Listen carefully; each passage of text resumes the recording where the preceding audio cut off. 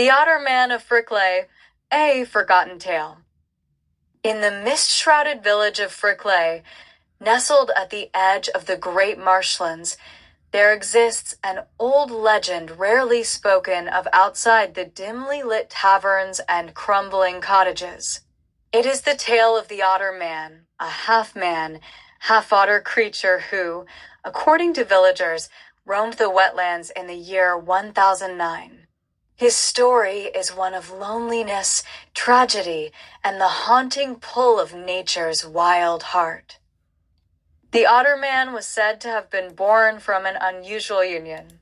His mother, Elswith, was a healer and herbalist, respected and feared by the villagers for her knowledge of the marsh. She was rumored to consort with spirits and creatures of the fen. One cold spring night, while gathering herbs under the full moon, Elswith disappeared. Days later, she was found at the edge of the marsh, silent and pale, clutching a newborn child with dark, glistening eyes and webbed fingers. She named him Oric. Oric grew quickly, though he was never fully accepted by the villagers. His features were strange, his eyes were too round and reflective, his skin had a faint shimmer, and his fingers and toes were oddly webbed.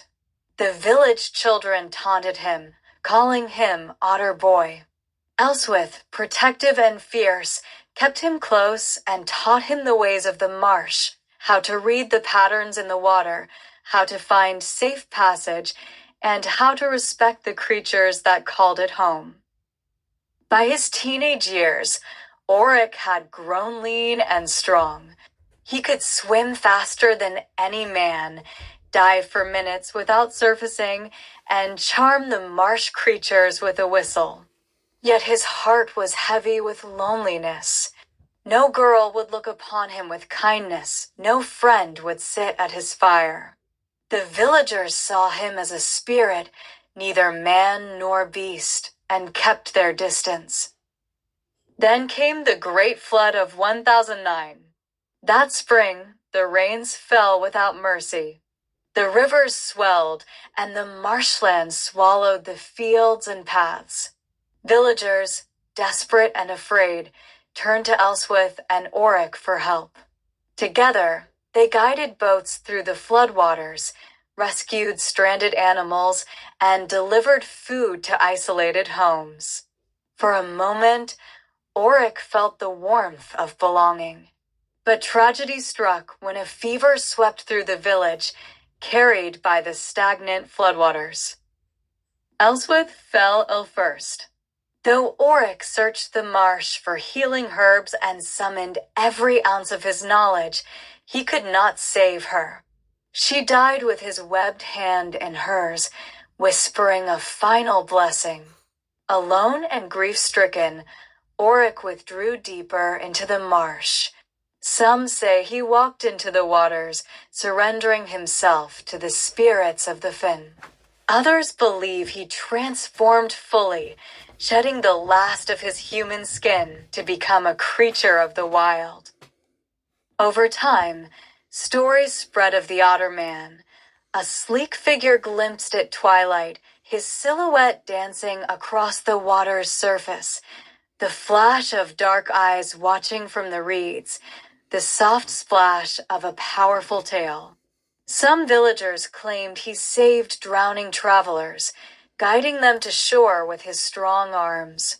Others warned of his wrath, saying he would capsize boats that disturbed his waters or steal away livestock from careless farmers.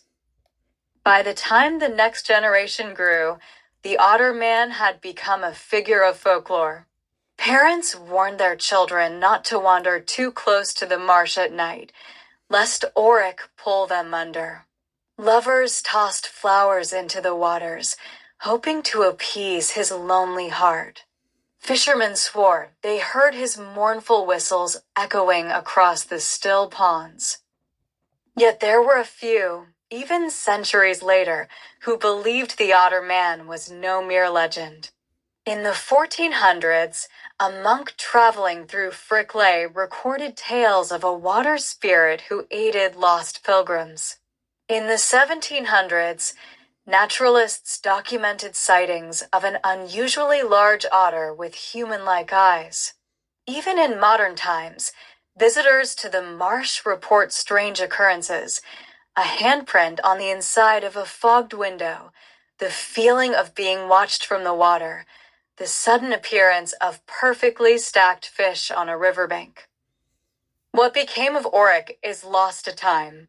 Did he live out his days as a man, hidden from a world that never accepted him? Or did he give himself fully to the wild, becoming something neither human nor animal, but a legend that endures in the hearts of those who walk the marsh?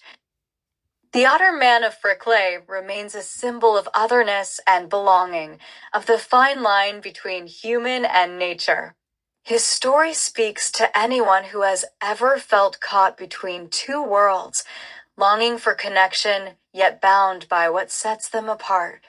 In the quiet hours, when the mist rolls across the fen and the moon reflects on the water, some say you can still hear his whistle, a call not of menace, but of longing. Perhaps even now, Auric watches from the reeds, waiting for someone to understand that he was never a monster, only a boy born of the marsh, shaped by love, loss, and the pull of the wild. And so the legend endures: the Otter Man of Frickley, the lonely guardian of the marsh, the boy who became the spirit of the waters. His story is a reminder that some hearts, no matter how strange or wild, are always seeking a place to belong.